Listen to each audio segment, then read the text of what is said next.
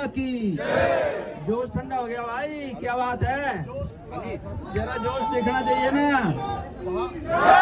भारत माता की, भारत माता की, वंदे मातरम, वंदे मातरम, वंदे मातरम। घर में घुसकर मारे हैं, घर में घुसकर मारेंगे, घर में घुसकर मारे हैं, घर में घुसकर मारेंगे।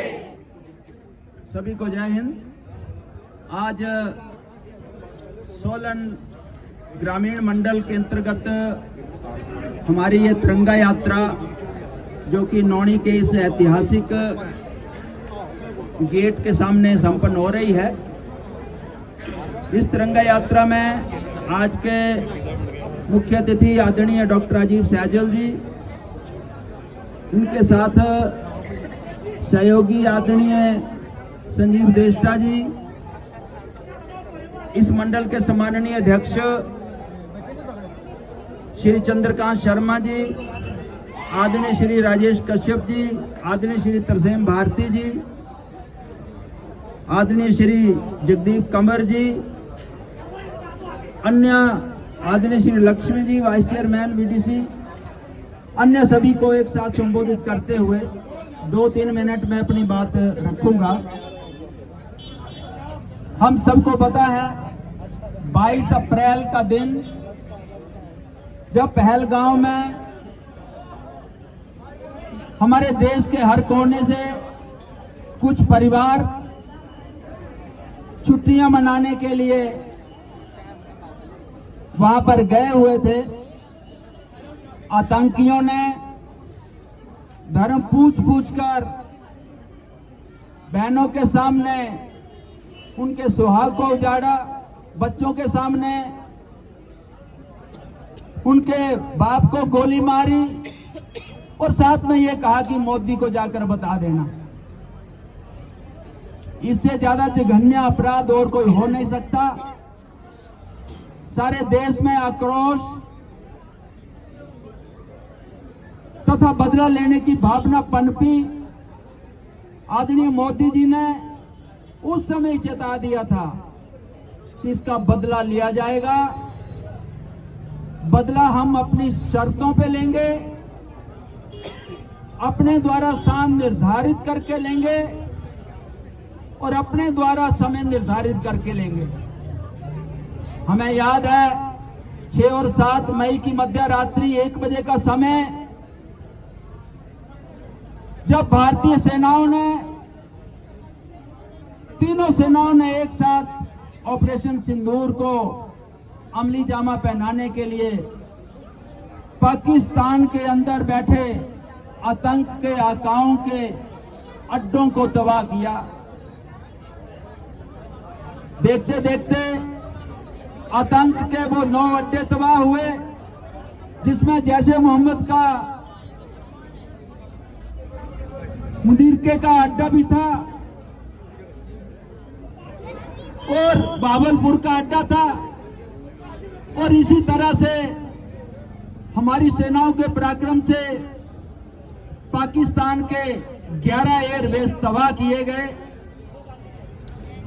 हमारी सेनाओं के सैनिक कुशल वापस लौटे और उसके बाद पाकिस्तान में हुई तबाही का मंजर हमारी आंखों के सामने 2-3 दिन में सारा आया। यही नहीं किया, जो सिंधु नदी जल समझौता था 1960 में हुआ था, उस समझौते को रद्द किया गया। और उसके साथ साथ जब पाकिस्तान ने यह कहा कि हमारी सेनाओं ने तो हिंदुस्तान के एयरबेस को तबाह किया है, आदमपुर के एयरबेस को, आदरणीय मोदी जी ने तीसरे दिन उस एयरबेस पर जाकर पूरी दुनिया को बता दिया कि एयरबेस भी सुरक्षित है और हमारे हवाई जहाज भी सुरक्षित हैं और हमारे सैनिक भी सुरक्षित हैं।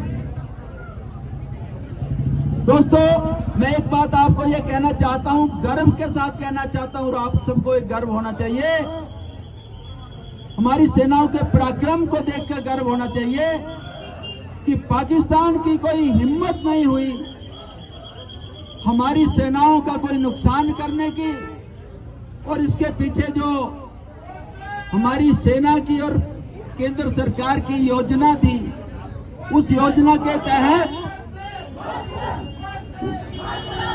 उनके सबसे पहले हमारे डिफेंस सिस्टम ने उनके एक भी हमले को कारगर नहीं होने दिया, नाकाम किया। और उनके जो डिफेंस सिस्टम था, एयर डिफेंस सिस्टम को सबसे पहले तबाह किया गया। ये हमारे लिए फख्र की बात है। दुनिया के इतिहास में ये पहला युद्ध था 4 दिन का, जो कि 2 परमाणु शक्तियों के बीच में पहली बार हो रहा। सारी दुनिया को ये अंदेशा था, पाकिस्तान बात बात पर ये बोलता था कि हम परमाणु संपन्न शक्ति हैं, हम परमाणु बम गिराएंगे। लेकिन भारतीय सेनाओं का पराक्रम देखिए, भारतीय सेनाओं का पराक्रम ये था कि वो परमाणु बम धरे के धरे पाकिस्तान के उस पहाड़ी के ऊपर धरे के धरे रह गए, क्योंकि वहां पर जाने की जो सड़क थी उसको भी तबाह कर दिया, और जो उसकी निकास की सड़क थी उसको भी तबाह कर दिया। परमाणु बम तो आप बाहर ला ही नहीं सकते थे। कितनी सटीक योजना से ये सारा काम किया गया, इसके लिए हमें फख्र होना चाहिए। और यही नहीं किया, जब पाकिस्तान ने राग अलापना शुरू किया, झूठ का ढोल बजाना शुरू किया, मैं आपको याद दिलाना चाहता हूं, एक ऑस्ट्रेलिया के बहुत बड़े युद्ध के इतिहासकार हुए टॉम कूपर, उन्होंने अपने लेख में लिखा 4 दिन के बाद कि भारत ने का संघर्ष किया है, इसमें भारत की 1% भी हानि नहीं हुई है, और पाकिस्तान के 11 एयरबेस और 9 आतंकियों के अड्डे भारत ने तबाह किए हैं। ये उस बात का प्रमाण था। और धीरे धीरे जब तस्वीरें सामने आने लगी, सैटेलाइट से तस्वीरें सामने आई, हमें फख्र से हमारा सीना चौड़ा हुआ कि पाकिस्तान अब युद्ध विराम की दुहाई देने लगा। यानी कि ये सारे का सारा जो काम था, ये हमारी सेनाओं ने बखूबी किया। इसके लिए हमें अपनी सेनाओं का भी गौरव बढ़ाना चाहिए, उनका मनोबल भी बढ़ाना चाहिए। एक नारा लगाऊंगा, इंडियन आर्मी जिंदाबाद, जिंदाबाद जिंदाबाद, इंडियन आर्मी जिंदाबाद, जिंदाबाद जिंदाबाद, भारतीय सेना जिंदाबाद, जिंदाबाद जिंदाबाद, भारत माता की, भारत माता की, वंदे वंदे। अंत में मैं यही कहूंगा, आज सब हम एकत्रित हुए हैं उन वीर सैनिकों का हौसला बढ़ाने के लिए, उनका समर्थन करने के लिए, देश की सेनाओं का मनोबल बढ़ाने के लिए और केंद्र की सरकार का मनोबल बढ़ाने के लिए हम सभी यहाँ पे एकत्रित हुए हैं तिरंगा यात्रा के रूप में। आप सब यहाँ पे आए, आपका सबका बहुत बहुत धन्यवाद। जय हिंद।